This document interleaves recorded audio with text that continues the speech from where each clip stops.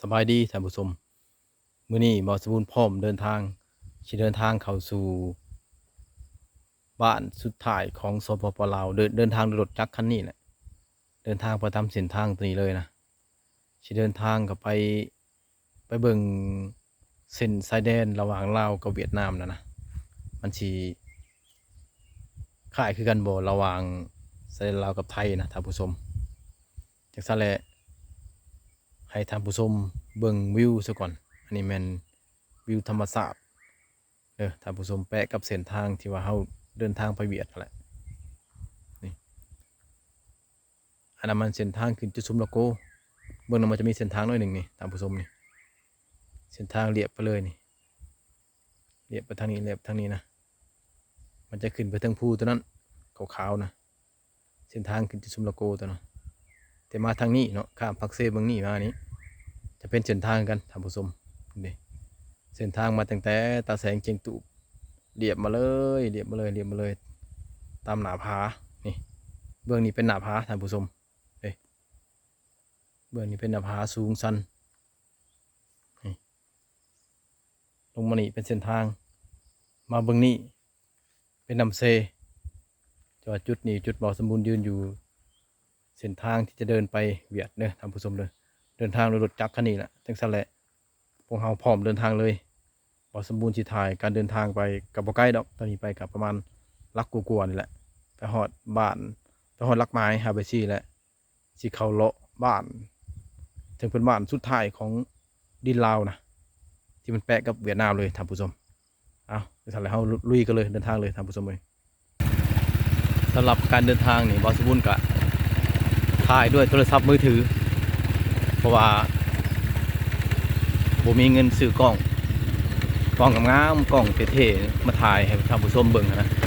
ถ่ายด้วยโทรศัพท์มือถือมันก็อยากสั้นเนี่ยท่านผู้ชมเอ้ยก็อีต้นตัวเองอยู่ใจหมักขนาดนี้แต่ว่าผมมีเงินซื้อกล้องดูหลาคือเก่านะมีแต่ท่านผู้ชมอดสาเบิ่งไปนำกันโอ้ได้ตอกอ๋อดูแต่แรกนี่คันขี่ไว้กะมันจะสั่นโทรศัพท์นะผมเป็นกล้องของแท้ท่านผู้ชมแต่ว่าอดเบิ่งอดชมเหมือนกันให้กำลังใจบ่สมบูรณ์เนี่ยอยากได้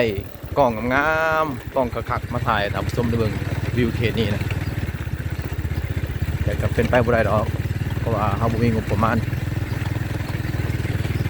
สร้าง YouTube กะบ่ทันผ่านกฎของเขาอยู่บางเทื่อก็คิดท่อเนี่ยท่านผู้ชมเอ้ย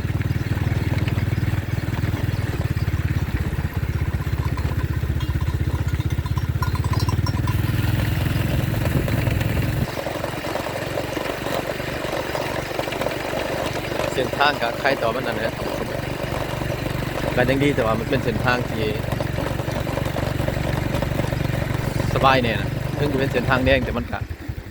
ค่อนข้างว่าสบายได้ท่านผู้ชมเลย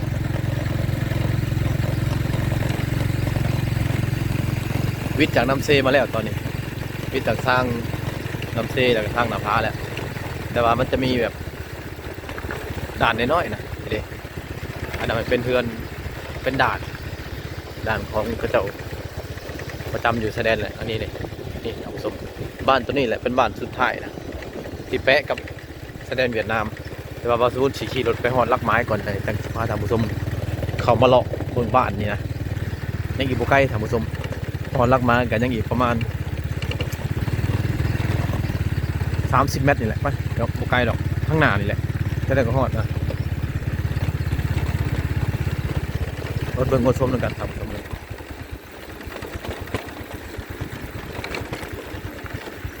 ที่ผู้ท่านผู้ชมเห็นเบื้องนั้นนะเป็นเวียดนามแหละท่านผู้ชมเห็นผู้จะผู้ตัวทางหน้าท่านผู้ชมเห็นนะอันนี้ก็ก้าวมาแล้วท่านผู้ชมพอแล้วยังอีกพอ100 เมตรหอดลักไม้หาแบบทีนี่ท่านผู้ชมหอดแล้วหอดชายแดนระหว่างลาวกับเวียดนามเลยนะบริมียังกันได้ท่านผู้ชมเลยบริมียังกีดกันเลยนะมีเพียงแต่ลักไม้นี่ท่านผู้ชมนี่ อันนี้เป็นลักไม้หาแปดที่เบื้องนี่เป็นเบื้องเวียดนะท่านผู้ชมนี่วาสมบูรณ์ยาวให้เบื้องนี้อันนี้นะเป็นเบื้องลาวนะท่านผู้ชมเห็นบ่อันนี้เป็นรถคู่ใจรถเดินทางของบ่อสมบูรณ์ลักไม้หาแปดสี่อันนี้เป็นลาวย่างมาปุ๊บเบื้องนี้ก็เป็นเวียดนะท่านผู้ชมนี่เขาจะสังเกตเห็นบ้านเฮือนก็จะรู้ได้ดินเวียดนะอันนี้เป็นธงหน้าของเวียดนามนะธงหน้าตัวนี้นะมันเป็นเวียดนามก็เจ้าเห็ดนาแต่ว่าก็เจ้าดุเลยท่านผู้ชมสังเกตเบื้องข้างหน้าก็เจ้าแป้นแต่ได้ผมแป้นชุดยอดเลยเลยธงหน้าก็เจ้านี่เขาเห็ดเขาดุบัดนี้เขาสังเกตเบื้องสังเกตเบื้องต้นเขาก็จะดำทีเลยอันนี้มันวิธีการเห็ดนาของชาวเวียดนามเด้อท่านผู้ชมเด้อนี่เป็นนาเวียดเบิ้ลแหละเบื้องนี้อันนั้นเป็นภูเบื้องเวียดนะไปหามันจะมีโรงเรียนกับโรงเรียนเวียดเป็นบ้านเวียดแต่ว่าคลิปนี้บอสบูรณ์สิบเรื่องเขาดินเวียดหรอกจะให้เบิ่งแต่บ้านสุดท้ายบ้านของลาวเลยแหละและอยู่ตามมันแสดงกับเวียดนามเลยนะ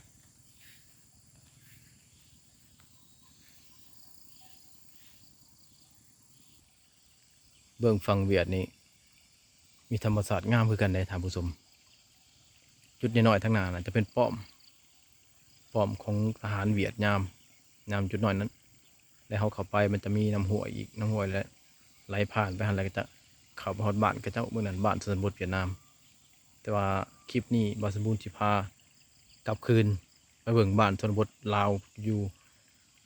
แปะกับดินเวียดเลยท่านผู้ชมเลย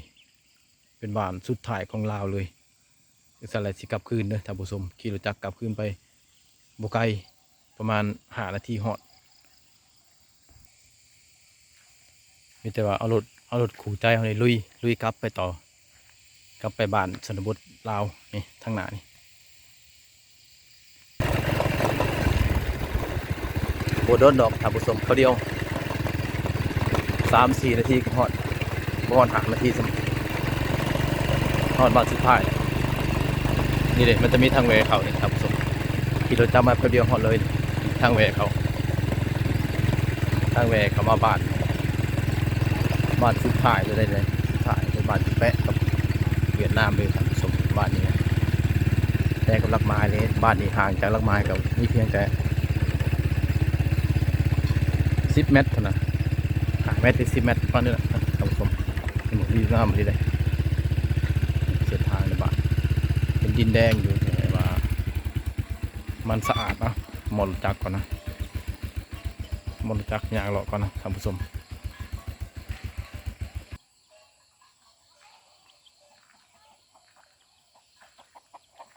วันชวนคือพัดเองอายะพุทธเลอายะอายะเพิ่นไปดำนาเพิ่นบอกบ้านนี้ก็สะอาดดีเลยท่านผู้ชมนะเบิ่งสังเกตเบิ่งนะเห็นบ่ขนาดว่าเขตนี้ฝนตกตลอดได้นี่แต่ว่ายังบ่เปื้อนเพราะว่าเป็นบ้านที่สูงนะเป็นบ้านแคมพูบ้านสูงมันก็เลยบ่เปื้อนนะเมื่อตะเบิดเปาะสวัสดีนะ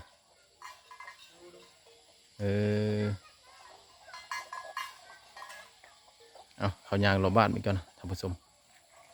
เขายางเบิ่งบรรยากาศเขาเนาะ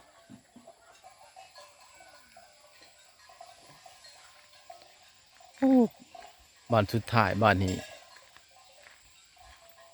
คุ้ยลายเด้อท่านผู้ชมเด้ออันนี้เห็นบ่คุ้ยกระจอดเลยชี้ยางเบิ่งใกล้ๆก่อนท่านผู้ชมเลย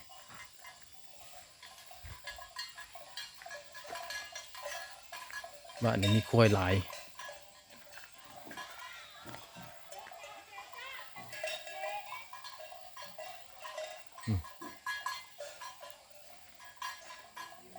นี่บรรยากาศท่านผู้ชมอันนี้มันเป็น แบบบ้านๆเลยเลยเบิ่งก็เจ้าเลี้ยงควายงัวควายหลายดีอันนี้เป็นครอบครัวหนึ่งแล้วเนี่ยมีควายอยู่ประมาณ6 ตัว7 ตัว8 ตัวแหละอยู่รุมเนี่ยโอ้หมากส้มโอปลูกแบบสบายเลยท่านผู้ชมเอ้ยต้นมันกับบริใหญ่พอปานใดเนี่ยนี่ต้นน้อยแต่ว่าหมากคือว่าเป็นดีแท้ๆท่านผู้ชมมันเป็นดินงามเขตนี่นะปลูกเนี้ยก็งามหมดยางเราเบิ่งบรรยากาศภายในบ้าน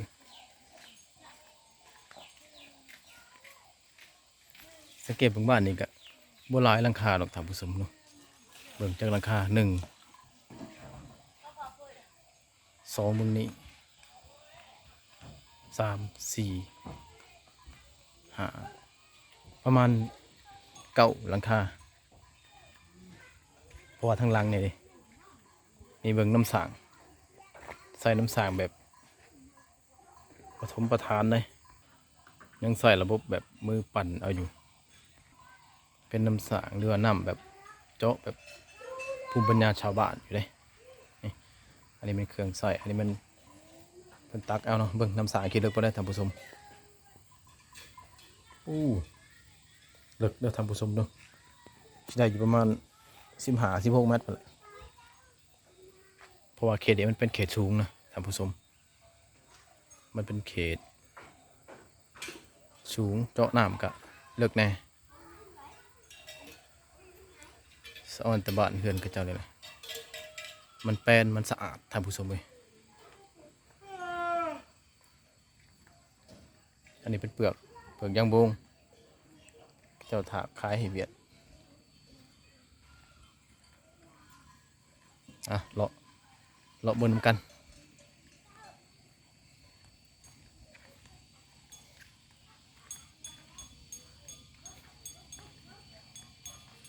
กกสมโอกกได้กับเป็นหมากดีกกสมโอนี่มาชวนปัวอ๋อสบายเนาะมืดแต่กล้องกันดิ ไม่ใช่ ฮะ ไม่ มืดกล้องข่อยมืดหลายถ่ายบ่ได้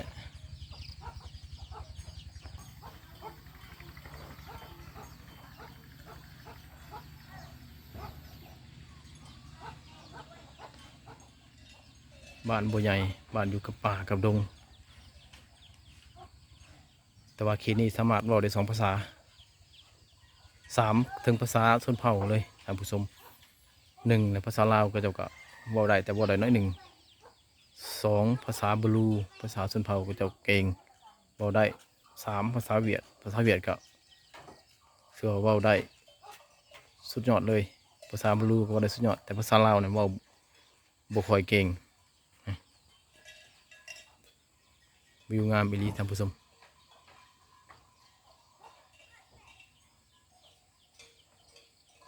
บ้านนี้มีเพียง9 หลังคาเรือนเนาะท่านผู้ชมวิวงามธรรมชาติงามอากาศเย็นแท้ๆท่านผู้ชมเมื่อวานนี่ฝนตกแห้งขนาดตกหนักเป็นหนักแต่ว่าบ่มีน้ำค้างเลยจะคล้ายคือว่าฝนบ่ได้ตกนี่แหละท่านผู้ชมเอ้ย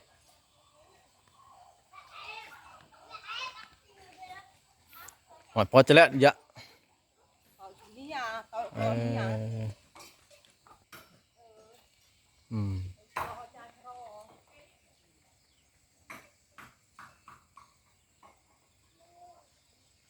ไปนาเก็บหอยผมบอกนะเอาเดินทางต่อ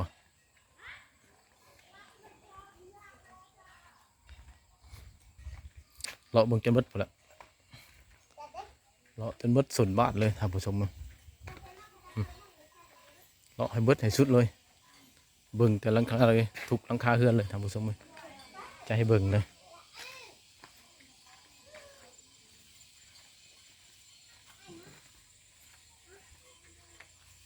บันชวนปิตาโจ้นี่ ฮะเฮาส์ เออ หืดเมื่อยวะ เออ เราว่าเราตากยาสูบนี่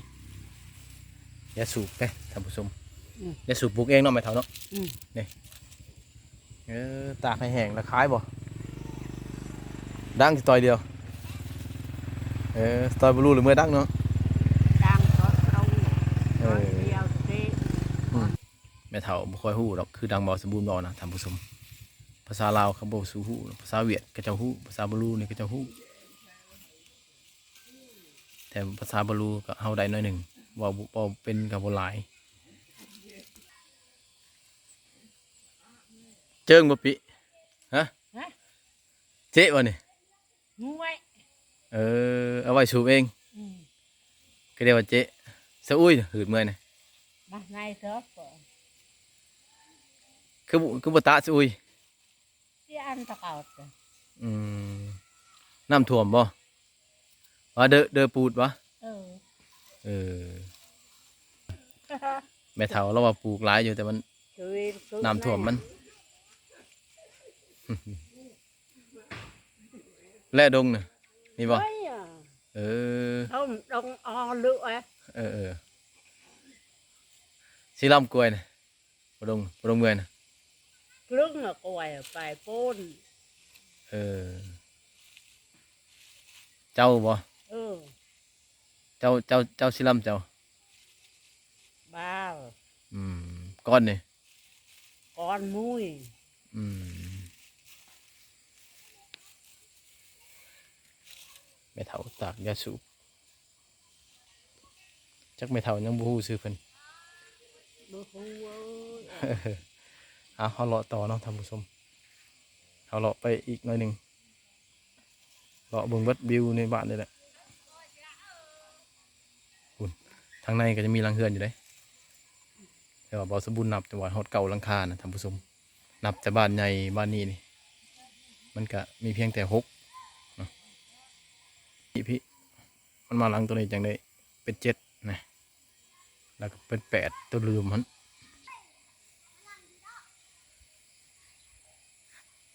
อันนั้นว่าแม่นโรงเรียนบ่แม่นเฮือน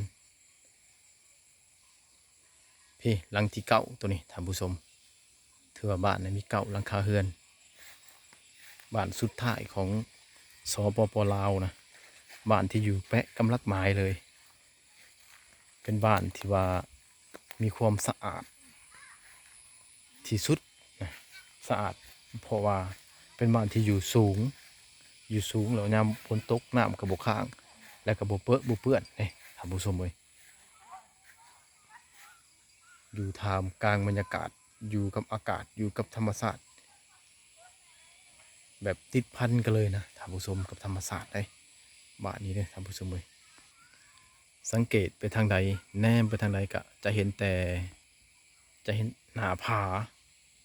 แล้วก็จะเห็นภูที่อ้อมอยู่กลางแคมบ้านเลยพาทานผู้ชมย่างไปเบิ่งทุกซอกทุกมุมเลยเข้าไปอีกเบิ่งอีก3หลังคาเรือนอยู่ทางหน้า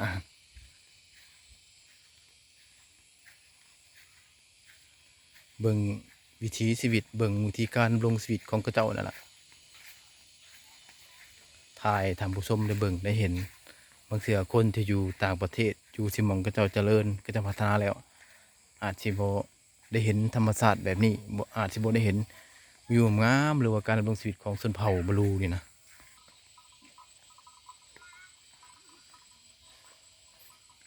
มันนี่ก็มีน้ำอีกบ่อหนึ่งนะท่านผู้ชม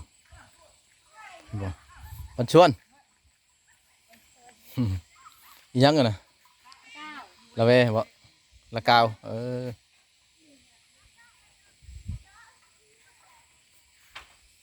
มีน้ำสางบ่อหนึ่งนี่โซล่าน้ำสางก็จะเจาะแค่นี้มันจะเป็นแบบอยากขายคือกันสิเป็นของโครงการนะท่านผู้ชมของโครงการก็จะช่วยเหลือเราก็จะเจาะน้ำสางจะเห็ดแบบขายคือกันเลย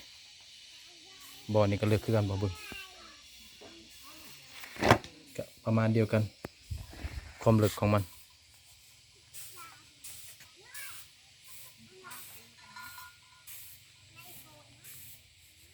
ธรรมศาสตร์บรรยากาศยามแรงงามสุดเลยท่านผู้ชมเลย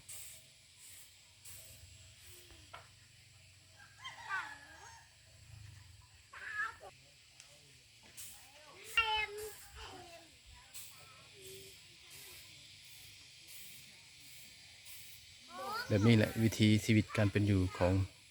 ชนเผ่าบลูมันจะเป็นแบบเขาสังเกตแบบใดแบบหนึ่งคือว่าพระเจ้าแบบอยู่ง่ายกินง่ายนี่แบบสบายดีนะบ่เดือดบ่ฮ้อนอีกอย่างเลยนะคันบอกไปอีกอย่างหนึ่งนะมาละเมื่อยบ่ตะดงนี่หึอะจอยเมื่อยบ่จะละจอยเมื่อยบ่บ่จะละเออเอาเลาะจบเลยบ้านน้อยบ้านนี้พวกเขาก็เลาะจบแล้วสิออกไปนอกบ้านนี่ท่านผู้ชมเลยสิออกไปหารถแล้วก็สิกลับเอ้อเพราะว่ารถบ่สมบูรณ์จอดปะอยู่ทางเข้ามาแต่ทำบิดพุ่นเด้แล้วก็พาท่านผู้ชมย่างรอบบ้านนะ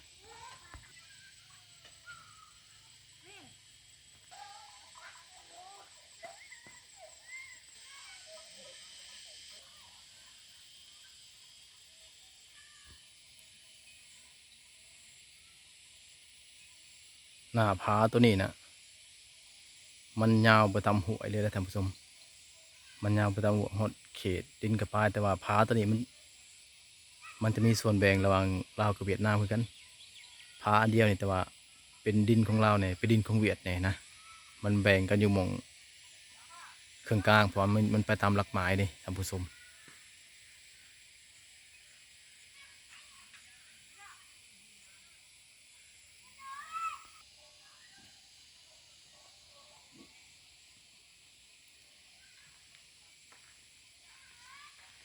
เอาเอาละท่านผู้ชมสำหรับคลิปนี้บอสมบูรณ์ก็ขอฝากไว้เท่านี้ก็เด้อท่านผู้ชมเด้อฝากไว้อยู่ที่บ้านสุดท้ายบ้านชนบทของสปปลาวที่ว่าเป็นบ้านสุดท้ายสุดและกับดินเวียดนะเพราะว่าเป็นบ้านที่อยู่ใกล้ๆกับเวียดนามระยะห่างระหว่างเวียดหาลาวอยู่ในบ้านตัวนี้มันบริไกลเลยจากบ้านนี้ไปหาบ้านนั้นหาลักไม้ก็เพียงแต่20 เมตรเท่านั้นนะจาก20 เมตรก็ไปได้แต่เป็นดินเวียดเลยแต่สแลกขอฝากคลิปนี้ไว้ที่นี่ก่อนท่านผู้ชมอย่าลืมกดไลค์กดแชร์และกดติดตามเพื่อให้กำลังใจบ่าวสมบูรณ์ตื่นขอขอบใจท่านผู้ชมที่รับชมคลิปบ่าวสมบูรณ์จบขอขอบใจ